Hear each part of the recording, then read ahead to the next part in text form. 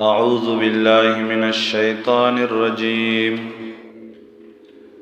بسم الله الرحمن الرحيم.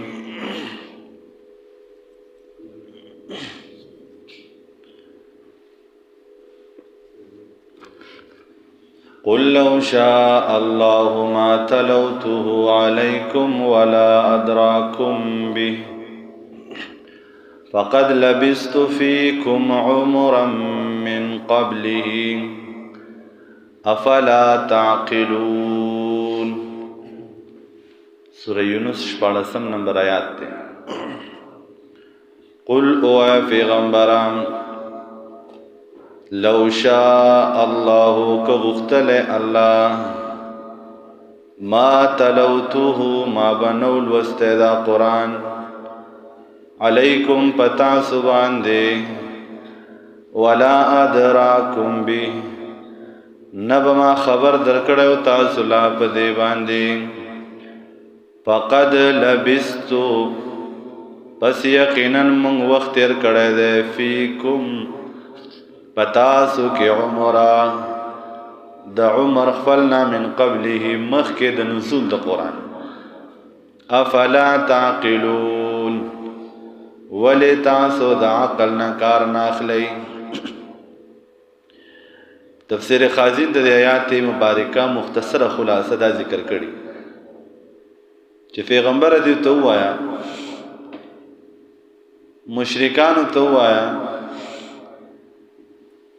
چی پا قرآن مجید پا بدلول کی تاسو مطالبہ کوئی چی یا دا قرآن بدل کا یا دا دینا علاو بل کتاب راوڑا مونږ به ومنو که الله وغواړي نو ما به دا قرآن په تاسو باندې نه لوستلی او نه به دا قرآن نازل شوی و نه به د قرآن تلاوت ما کړی وی نه به ما تاسو له د غیبو څه خبر درکړو. لہذا د دې تلاوت د الله په مرضی باندې کیږي، ما د ځانه نه دی راوړی. د دې قرآن مجید د نزول نه مخکې ما په تاسو کې 40 کاله تیر کړي دي. نو مخکې ما داسې خبرې کولې، مخکې زه عامي وم، لیک او لوست باندې نه پوهېدم، نه مې د یوې مدرسې کې سبق ویلی دی، نه مې سره استاد نه کتاب ویلی دی. پرونه پورې زه داسې یم، نن تاسو ته بالکل داسې خبرې کوم چې کتابونو کې هغه نشته. د دې خبرې دا دلیل دی چې دا زه چې څه وایم دا زه د ځانه نه یم، دا د الله کلام دی. تاسو په دې کې عقل وکړئ. دې پورې عقلي دلایل ذکر شول، نو اخوا زورنه ذکر کوي. فمن اظلمو سوک دے غټ ظالم ممن دا هغه چانا افترا چې دې جوړی علی الله فالله باندې کذبن دروغ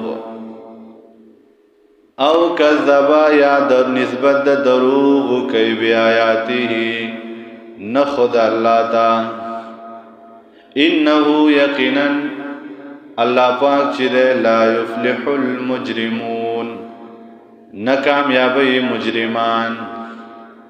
په مخ د ځمکه غټ ظالم د هغه نه بل څوک کیدی شي چې د الله خبرې ته وایي دا دروغ دي، یا د الله معجزې چې نبیانو له ورکړي دي سره د څرګندونې نه باوجود وایي دا دروغ دي.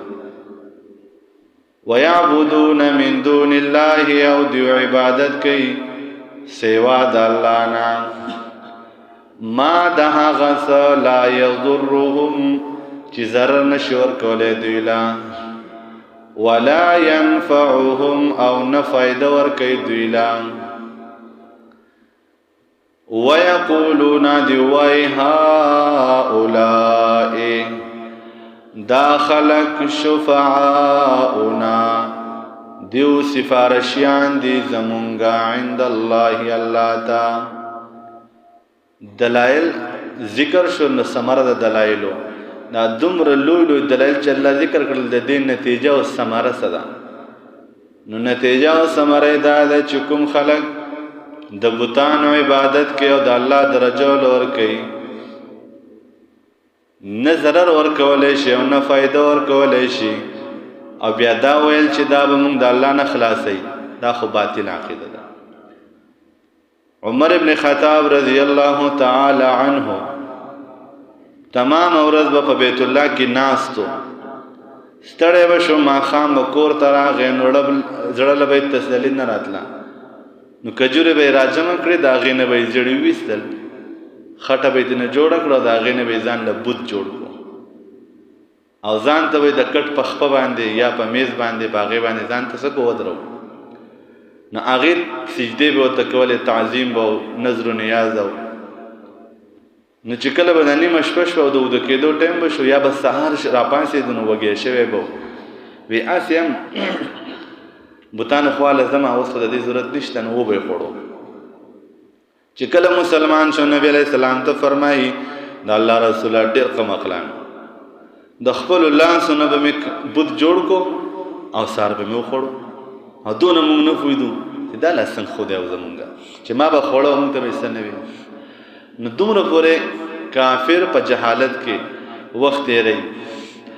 زه د خپلو لاسو نه تراش کړم د لرګي نه د ګټې نه او بیا یې ودروم او رنګونه او سترګې او پوزه غوږونه له جوړ کړم او بیا یې ورته وایم چې دا زما څه دی مشکل کشا دی او دا زما روزي رسان دی او دا زما الله ته به دی زما سپارش کوي. دا غلط عقیده ده. بعضو پکې وایي نه صاحبه دا بوتان چې کوم دي نو دا الله ته زمونږ وکیلان دي. وایي څنګه؟ وی تاسو چې خپل جج ته خبره کوئ قاضي ته ځانه وکیل نیسئ که نه نیسئ؟ وایي نیسو. دغه خبره ده که نه؟ دا زمونږ ته الله ته وکیلان دي. دا مونږ دیو ته وایو دیو الله ته وایي.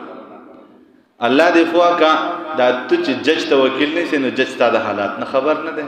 ځکه د وکیل په ضرورت هغه ته خپله مقدمې وړاندې کړې. الله تعالی خو خبیر بذات الصدور دی، هغه ته د وکیلانو څه ضرورت دی؟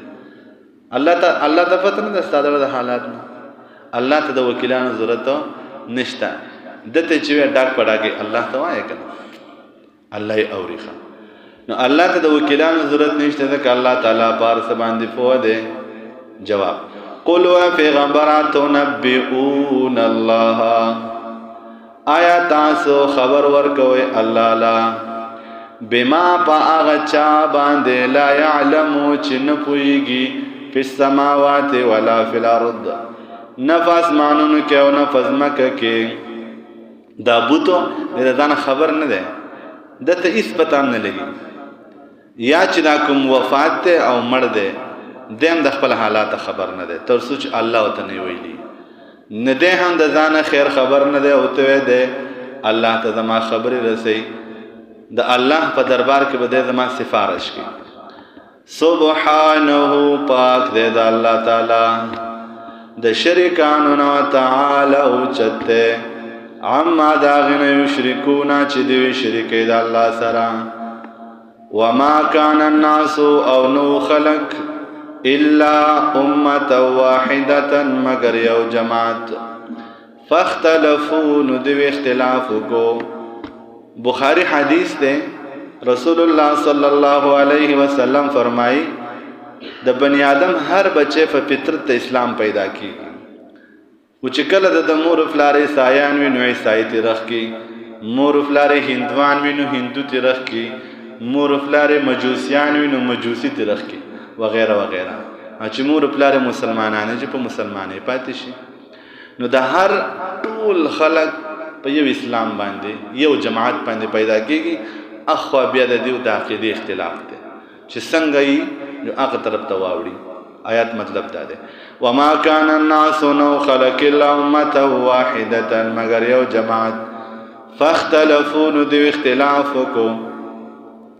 ولولا کلمه سبقت کنوې خبره د الله تعالی مخکې لقضی بینهم من ربک ستا د رب د طرف نه. دینه تقدیر مسله ده که الله تعالی تقدیر مخکې مقرر کړی نه وی نو په دې اختلافات باندې به د الله عذابونه راغلی وو. لقضی بینهم خامخا فیصله شوی به کار د دوی فیما په هغه څه کې هم فيما فاغسك فيه يختلفون چې دی باغی کې اختلاف کوي ويقولون دوای لولا انزل عليه آیه من ربه ولی نرا نازلیږي په دې پیغمبر باندې او نه خاده د درب د طرفنا دلایل ذکر شول نو د نوري مطالبه کې زه تبل بل یو نه خراوړه کنه قران پر دوه تبل یو نه خراوړه چې زه ومنم نو په دې قران په دې د قران مجید په